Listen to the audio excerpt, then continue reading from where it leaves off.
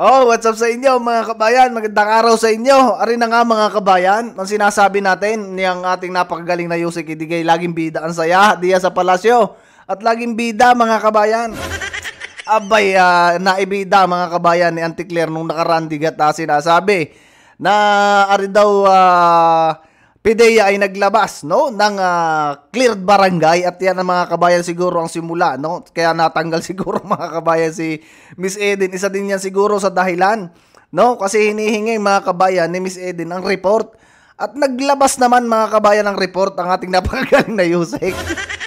Galing diyan sa sa PIDEA. Ay talagang bida ang saya mga kabayan. Kung napanood ninyo yung press briefing kanina, ay bida ang saya mga kabayan ng ating Yusek. At ipinakita doon na napakakapal ng report ng PIDEA na kung saan ang mga barangay ay clear mga kabayan. Clear sa ipinagyayabang na mga yan na droga. Ay ang problema sa sobrang kapal, ang dahilan mga kabayan ni Auntie Claire ay hindi daw kayang basahin kahit daw abuti ng maghapon na hindi kayang tapusit isa-isahin para lang masabi kung ano yung mga barangay mga kabayan na clear dyan sa sinasabing droga. Ay ang masaklap na rin mga kabayan, aring si Miss Eden ay naglabas mga kabayan ng report na patungkol diyan sa droga na ipinagmalaki ni Auntie Claire at ng administrasyon. Ay kahit naman mga kabayan abutin talaga ng kahit patumanda si Auntie Claire mga kabayan basahin, ay wala talagang mababasa at hindi matatapos mga kabayan. Ay blanco blanco mga kabayan ang kupon banda report. Anak ng timaklong mga kabayan, talagang tayo nilulukot, tinutulunggis ng mga nandiya sa palasyo Isipin ninyo mga kabayan so sobrang kapal ng ipinakita niya na report na galing sa PIDEA, ay akalain may blanco mga kabayan, mga blanco ang coupon bond. At yan mga kabayan ang ating pag-uusapan at siyempre, ito'y natanong mga kabayan si Auntie Claire kung talaga bang wala siyang kinalaman sa pagkatanggal ni Miss Eden diyan sa palasyo bilang isang reporter. No, yan yung ating pag-uusapan mga kabayan. At syempre, kung bago ka pa lang dito sa ating channel, maraming salamat. At sa mga hindi pa, ayan, inaanyayahan ko kayo na mag-subscribe mga kabayan na sa gano'y maging updated din kayo sa ating mga video. O aray muna mga kabayan, pakinggan natin na rin report na rin ni Miss Eden. At talaga namang ako'y natutuwa din ng kainaman Siguradong kayo matatawa at kayo matatawa at kayo mabubusit mga kabayan din sa report na rin. Inilabas na ngayon ng Malacanang ang listahan ng mga drug-cleared barangay sa Pilipinas. Pero, tama nga ba ang datos na ibinigay ng Presidential Communications Office o PCO? Report mula kay Eden San. Yung headline pa lang mga kabayan na ring reporter dare ay talagang parang insulto. Totoo ba yung report na pinagmamalaki ng administrasyon na clear na barangay? Isipin ninyo mga kabayan bago tayo magpatuloy diyan. Noong panahon ni PRRD mga kabayan, 25,000 na barangay ang cleared, no? Diyan sa ipinagbabawal na droga. Kita mo ngayon, iuulat nila na nasa 4,000 tapos wala pang maipangalang barangay. Anak ng titing talaga mga kabayan. Santos. At nandito po yung iba mga pangalan. Sa wakas ay nagbigay na ng listahan ng Malacanang ng mga pangalan ng mga barangay sa bansa na idiniklarang drug cleared ng administrasyon. Tingnan nga natin mga kabayan, ano ga nakasulat diyan? Ang sabi Region 1, Pangasinan. Aray, sa Pangasinan mga kabayan, total number of barangays, 1,000. Ang dami. 87.76 drug cleared. Sa Pangasinan. Sa Pangasinan mga kabayan, yung mga taga Pangasinan dyan, ano nga ninyo mga kabayan kung wala na ba talagang drugista diyan? Abay napakataas na percentage nito mga kabayan 87.76. Aba kung tutuusin mga kabayan, kumbaga talagang wala ka na makikitang drugista kung sa gantong karaming percentage na cleared no? Sa ipinagbabawal na gamot. Ari pa yung isa sa La Union, abay parting parting norte mga kabayan ang clear sa droga. Doon sa lugar ni Bungit mga kabayan, total barangay 481. 83.51% mga kabayan drug cleared.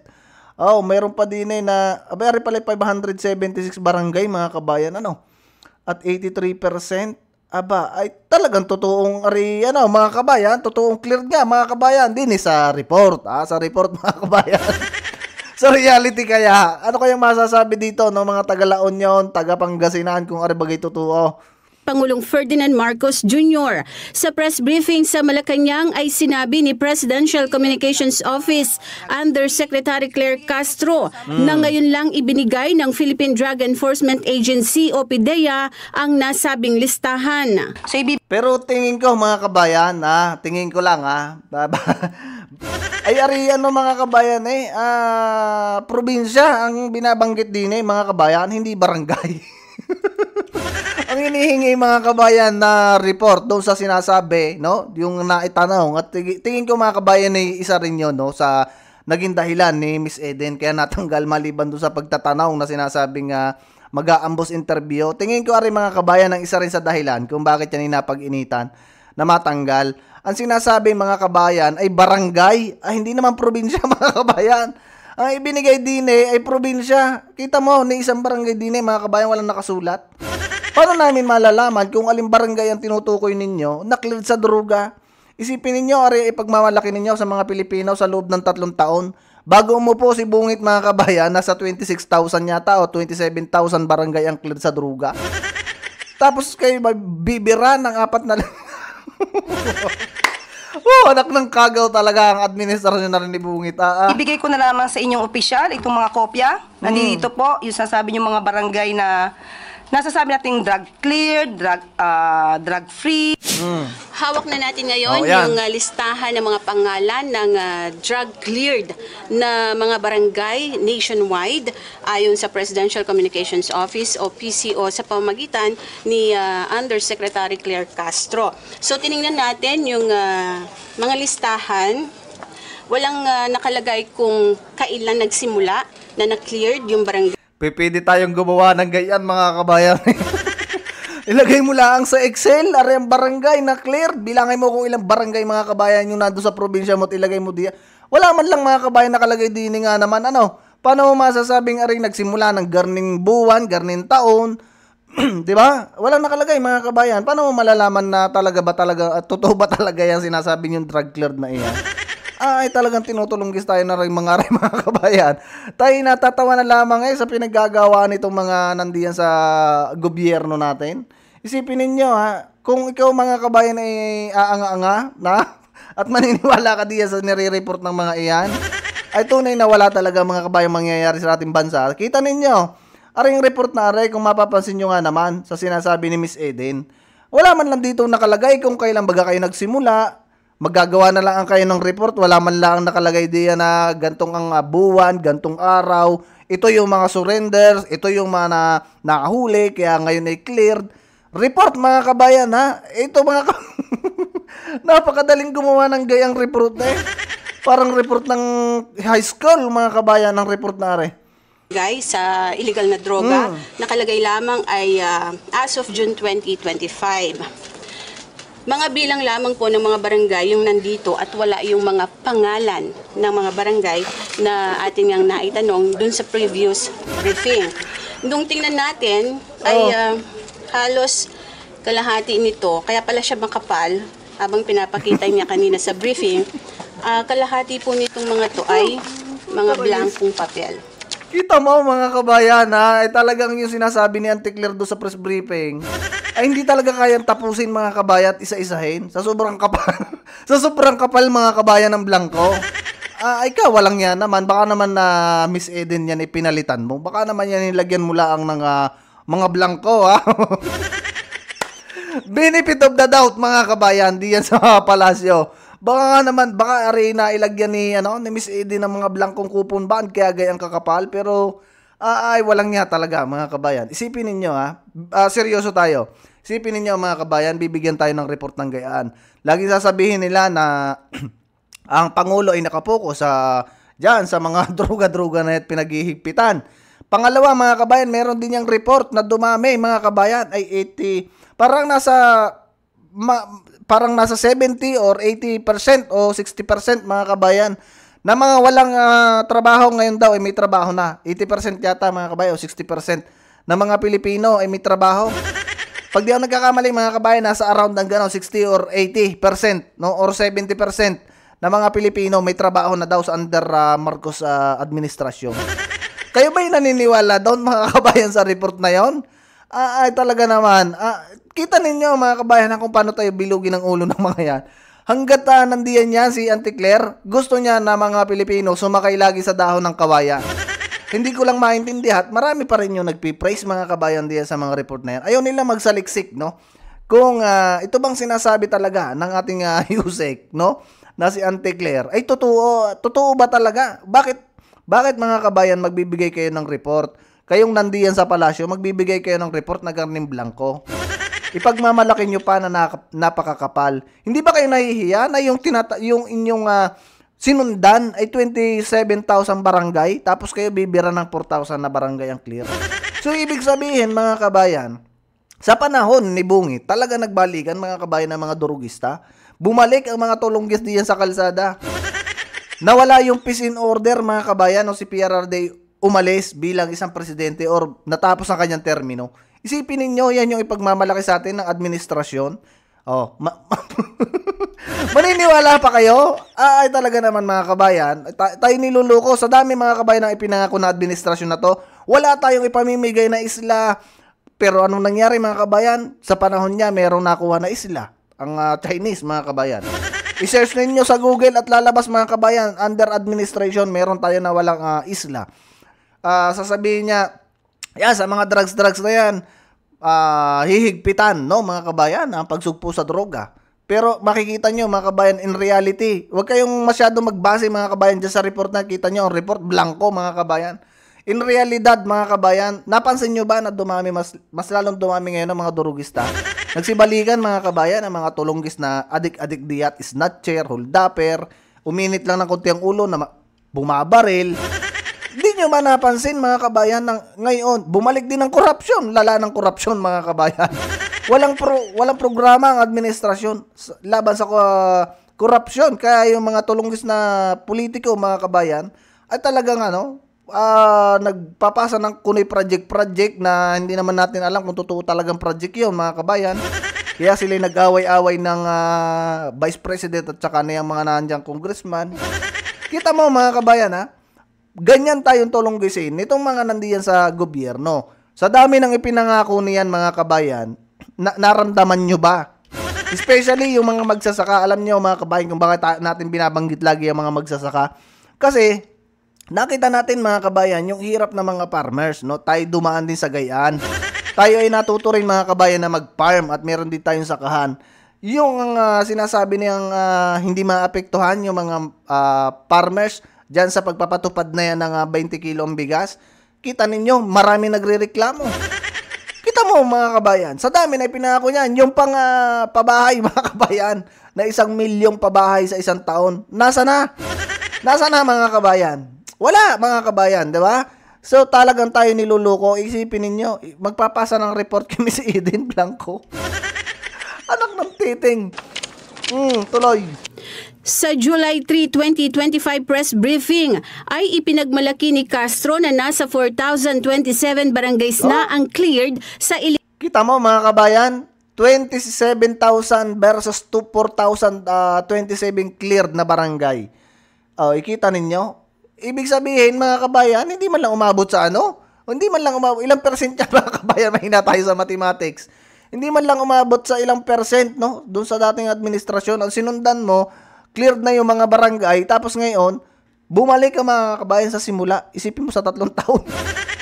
Sa 3 taon ng administrasyon, aray mga kabayan ang ipinagmalaki ng ating magaling na Pangulo. Tunay na talaga. So, ibig sabihin, talagang malala ngayon ang duruga mga kabayan. Ay 27,000 barangay ang cleared, tapos ngayon, babanatan nyo ng 4,000 na barangay ang cleared. So, yung natirang barangay mga kabayan, ay talagang makadruga. Kaya pala kahit aring mag-report ng cleared na barangay, hindi natin nakikita kasi mas marami yung barangay na nagsibalikan sa druga kaysa dun sa na-clear. Kaya, illegal na droga. Mula July 1, 2022 hanggang May 31, 2025, umabot na sa 4,027 barangays ang naideklarang cleared sa illegal drugs. Ito ay sa ilalim ng Barangay Drug Clearing Program. Pero taliwas ito sa bilang ng mga barangay na nakalagay sa ibinigay na kopya ni Castro mula sa PIDEA. Sa datos ng PIDEA as of June 2025, nasa 25,061 barangays ang drug cleared sa buong bansa. Bukod pa Kita mo mga kabayan, yan yung inabutan ng administrasyon ni Bungit. Kasi nung panahon talaga ni PRRD, di pa man umuupo si PRRD mga kabayan, yung mga adik-adik Benedictos diyan, nagkukusang sumuko. Yung iba doon mga kabayan, na-rehab at nagtino. Aba yung iba ngayon mga kabayan, balik na naman. Balik na naman sa pagiging adik-adik. pa ito sa mga barangay na idiniklarang drug-free ng PIDEA. Napakarami po at hindi ko po ito mababasa sa inyo. Mauubos po ang araw natin kung babasahin ko sa inyo bawat isa. Kita mo mga kabayan, paano niya matatapos yan, basahin? Wala naman nakasulat. At wala din barangay mga kabayan na masasabi niyan talagang clear. Sa na-mention mga kabayan, talagang no? Tayo tinulunggis ng kainaman na rin mga reo. Pakinggan muna natin to mga kabayan, pagyayabang din ni Auntie Claire. Parang may ganon, yung may nakaumbok dito sa sa Batangas. Filipiniana yun. Oo nga eh. So sabagay, too early naman para mag-Filipiniana si Yusek. Ano po? So Yusek, pinanindigan po. Pero alam mo, kailangan tayo maging mag-Filipiniana. Kasi pro-Philippines tayo hindi tayo not pro any country. Kita mo, may mga padali agad na rin mga kabayan. Talaga aring ating Yusek na rin kainaman ang hambog mga kabayan. Hambog na hambog. Pero tayo napapasaya niyan mga kabayan ni Auntie Claire. Kasi kita nyo naman, di ba? Ang ganda ng ngiti mga kabayan. Napakaganda ni Yusek Claire ha. Huwag kayong tuloy natin. Parang nagpaparinig ka. Basta pro-Philippines dapat ang Pilipino. Hindi pro-China. Kagaya ng iba. Hindi pro any country, not pro any country. Mahirap yun. Di ba? I agree. Tama yun. Ano? Hindi, Kako, pinanindigan ng PCO. Yung issue kaugnay dito sa reporter ng Net25 na si Eden Santos, ano? At actually hindi Eden Santos ang pangalan niya nung kasama ko dati sa field eh. Eden, ano bang apelyido noon? Nag-asawa na kasi itong Santos na to. Suarez. Ayun. So pinanindigan Yusek ng PCO ni Secretary J. Ruiz. Sa pagkakakita ko, nabalita kasi, di ba? Oh. May letter din naman si Secretary J. Ruiz. Pero at the time na binigyan niya yan, wala akong kopya eh. Oh. Pero So malinaw, nakita ko na sa news. so malinaw, ang point mo is wala kang kinalaman sa pagpapaalis kay Santos kasi nakikita lang ng mga viewers natin, yung palagi ninyong, kasi pag nagtanong itong si Santos, parang negative palagi, ano? Nakikita naman natin. Isa pa rin naman tong reporter na tong mga kabayan.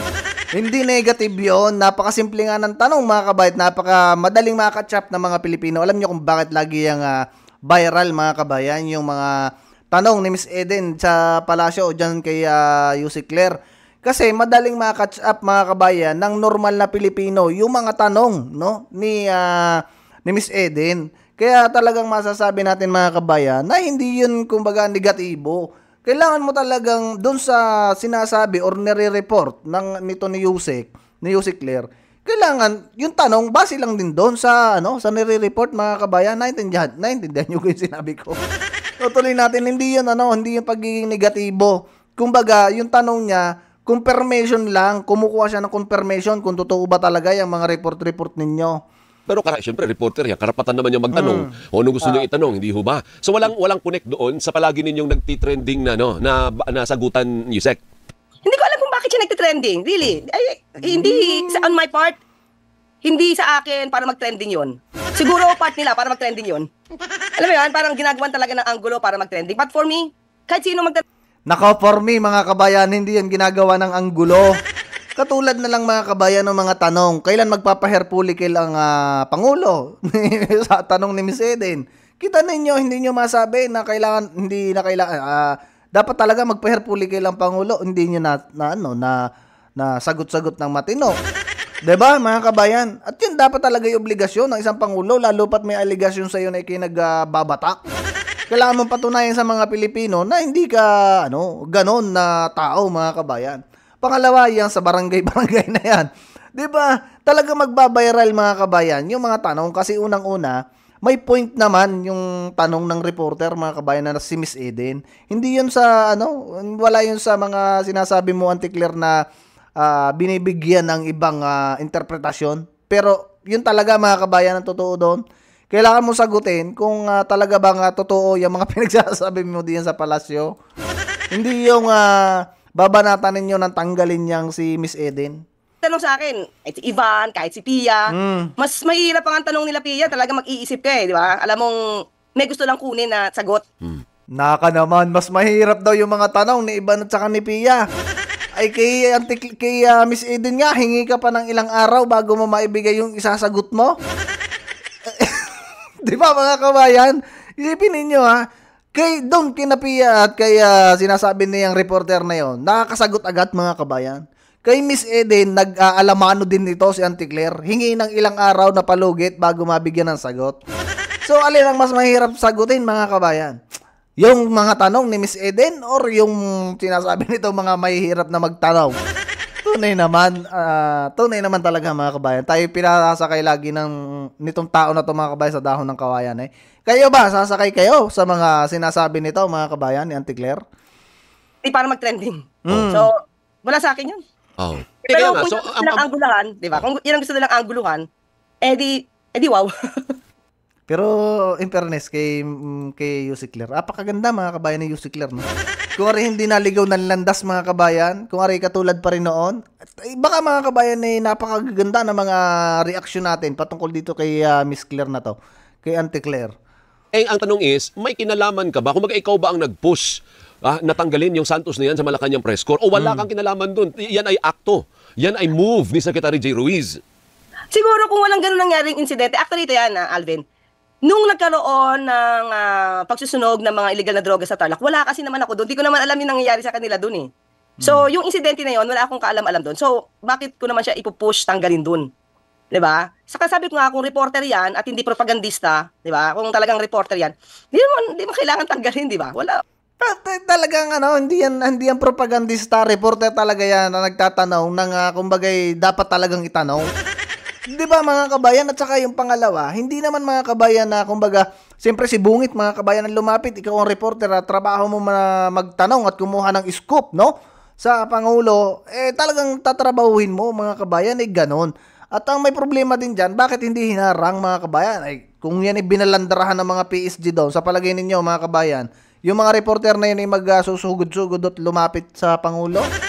Mismo si Bungit mga kabayan ang lumapit kay Miss Eden. Kung babalik-balikan ninyo yung video na yon sa report mga kabayan na napagsunog ng drugan sinasabi, si Bungit ang lumapit mga kabayan. Kumbaga tinawag lang siya siguro or inanon nung PSG or nung Navy yata yun mga kabayan, na dito tayo Mr. President, doon tayo sa lugar na yun, doon ay may microphone, doon tayo pupwesto. Ganon mga kabayan ang nangyari talaga si Auntie Claire. Wala sa akin.